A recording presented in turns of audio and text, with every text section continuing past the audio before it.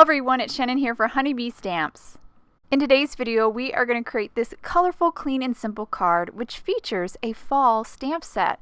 I love to stretch my holiday products by using them out of season and pairing them with unexpected and untraditional color palettes.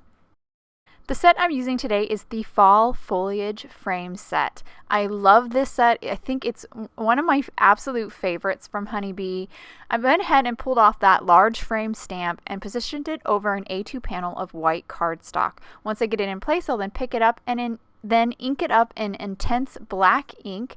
I stamped it a couple times to make sure it was nice and clean and crisp, and then I went ahead and dipped it into clear embossing powder. This is just going to make sure that our black stays nice and crisp even after we ink blend over it with our inks. So I have the Fall Foliage Frame stencils here. There are 4 in this set. Each stencil is labeled at the top. This stencil is for the petal flowers. I'm just going to line this up here with my stamped image and then place it on my grip mat to hold it in place.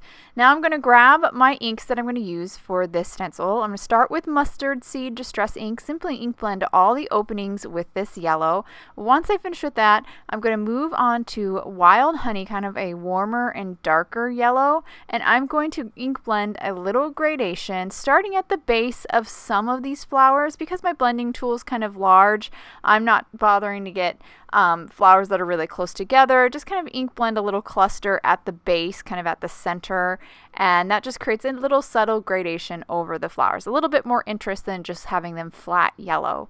Now we're moving on to the cupped flowers stencil. Once again, I lined it up with my stamped image, stuck it to the grip mat, and we're going to start with spiced marmalade for all the openings in this stencil. Once we finish with that base, we'll move on to a darker shade, which is ripe persimmon. Again, just like I did with the last stencil, I'm going to ink blend a little gradation here and just kind of keep it at the base of each cluster of flowers.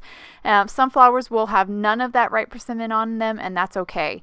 Now we're moving on to maple leaves. Again, I'll line it up, stick it to my grip mat, and then we're going to ink blend all the maple leaves with picked raspberry. Now the maple leaves are kind of larger, so for these, once I ink blend with the picked raspberry, I am going to more carefully ink blend with the seedless preserves, that are darker here, and really try to get the base of each one of these leaves with a little bit of that seedless preserves, so we have a little ombre look over each one of our maple leaves. Now we have one final stencil. This is the small leaves stencil. I'll again line it up with the stamped image, press it in place on the grip mat, and then grab cracked pistachio to just ink blend this flat kind of minty color over all the openings. Once I finish with that, we'll move on to Peacock Feathers. This is going to be kind of our darker shade for this combo, and again, ink blend a little gradation at the base of each one of these cluster of leaves. And once I finish that, we are done coloring this beautiful foliage frame. I really love this kind of whimsical look of this stamp set, and it just looks so pretty when you color it, no matter what colors you use, really. So now we're going to grab the matching die for the frame. I'm just going to die cut the kind of outer part, the outer edge. I'm going to leave the inner rectangle intact as kind of a nice place to place our sentiment later. I went ahead and ran that through my die cutting machine. Now I'm just removing the leftover pieces, and now we have this perfect frame. Now moving on to my sentiment. I have a sentiment here from the Fall Foliage Frame stamp set. Just inked it up in intense black ink, stamped it a couple times. Now I'm dipping it into clear embossing powder, and now I'm going to heat set. I just did the clear embossing powder to keep things consistent, to keep the blacks consistent over this whole project.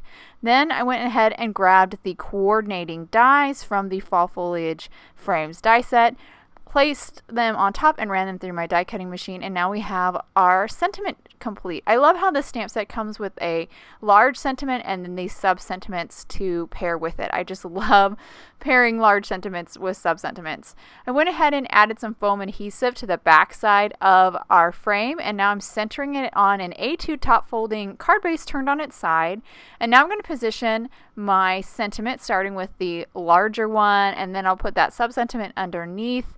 Once I get everything positioned the way I like, I'll grab a piece of press and seal, place it on top, pick up all of my letters or all my words and my sub-sentiment.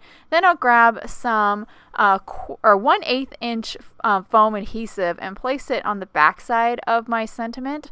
And then I'll remove the backing, flip it over. I got to get a good grip on my press and seal here so I can get this lined up right. Look through the press and seal, and then once I get it in the right spot, nice and centered, I'll place it down. And that will actually complete the card. And now hold it to the camera so you can get a good look at those subtle ombre or subtle gradations over the flowers and leaves. I love the way that looks, and I love the bright colors of this. I don't think this feels fall at all, even though there's those maple leaves in there, but this color palette definitely shifts it to a different season. I hope you guys enjoyed today's card and video. If any questions about the products I use, please check out the links below in the description. Thank you so much for watching, and I hope you have a wonderful day.